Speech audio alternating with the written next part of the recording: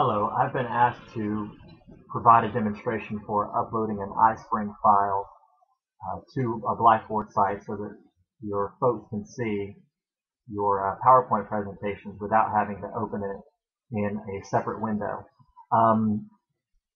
Your students will be much more likely to watch a PowerPoint presentation if it's available to them rather than them having to link to it if they can just see the presentation if it's in its own view or inside your site.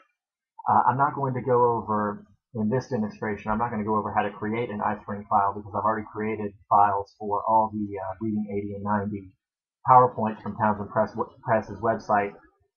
If you're interested, I can go over how to create the files in a separate demonstration, but right now I just want to talk about uploading them. So you start out in Blackboard, you go to the area where you want to upload the file or where you want your PowerPoint to show. You just go to Build Content. You can upload it just as a video and get all the options you need.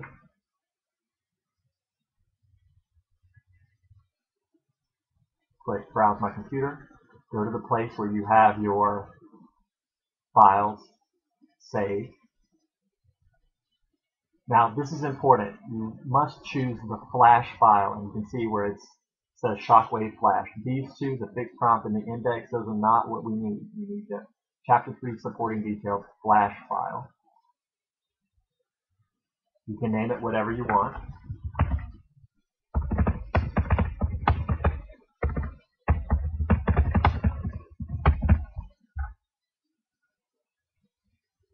Normally the original size is a little too small, so I set a custom size of width 640 and height 480. Whether you want it to auto start, that means start when the page loads. That's up to you. Whether you want it to loop, that's up to you too. I usually leave quality as best. You want to make sure to permit users to view this content, and every single time I have this option, track number of views, I always track the number of views.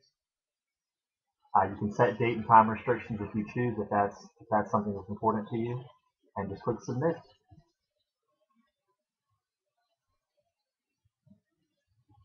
You see the upload, and there it'll be, right there for your students to view inside of Blackboard, and you can just click play. The way I have these files set up, the way I created them, the students should be able just to click anywhere. They don't have to even click. They don't even have to use the toolbar here. They can just click anywhere and click through the slides.